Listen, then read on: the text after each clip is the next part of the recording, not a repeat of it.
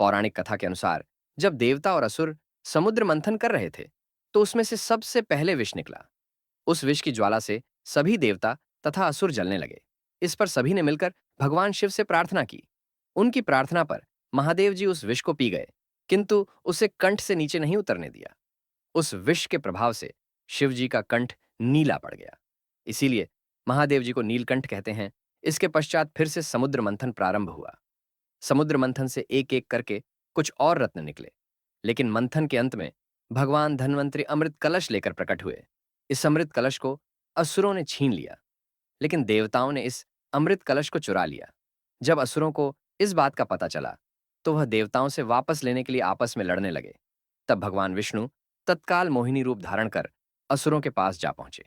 उस विश्व मोहिनी रूप को देखकर असुर मोहित होकर उनकी ओर देखने लगे। विश्व मोहिनी रूपी विष्णु ने कहा, हे देवताओं और असुरों, आप दोनों ही महर्षि कश्यप जी के पुत्र होने के कारण भाई भाई हो, फिर भी परस्पर लड़ते हो। अच्छा यही है कि स्वयं सब मिलकर अमृत पान कर लो। मोहिनी ने अमृत कलश लेकर देवताओं और असुरों को अलग अलग पंक्तियों में बैठने के लिए कहा। उसके बाद असुरों को अपने कटाक्ष से मदहोश करते हुए देवताओं को अमृतपान कराने लगे। असुर उनके कटाक्ष से ऐसे मदहोश हुए कि अमृत पीना ही भूल गए। भगवान की इस चाल को स्वरभानु नामक असुर समझ गया। वह देवताओं का वेश धारण कर उनके बीच में बैठ गया और अमृत पीने लगा।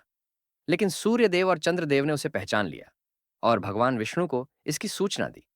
भगवान विष्णु ने क्रोधित होकर अपने सुदर्शन चक्र से स्वरभानु का सिर धड़ से अलग कर दिया, पर अमृत के प्रभाव से उसकी मृत्यु नहीं हुई। इसलिए उसके सिर और धड़ राहु और केतु नाम के दो ग्रह बनकर अंतरिक्ष में स्थापित हो गए। इस तरह देवताओं को अमृत पिलाकर भगवान विष्णु वहां से गायब हो गए। उनके गायब होते ही असुरों की मदहोशी समाप्त हो गई। वे अत्यंत क्रोधित हो देवताओं पर प्रहार करने लगे। भयंकर देवासुर संग्राम आरंभ हो गया, जिसमें देवराज इंद्र ने असुरराज बलि को परास्त कर अपना इंद्रलोक वापस ले लिया।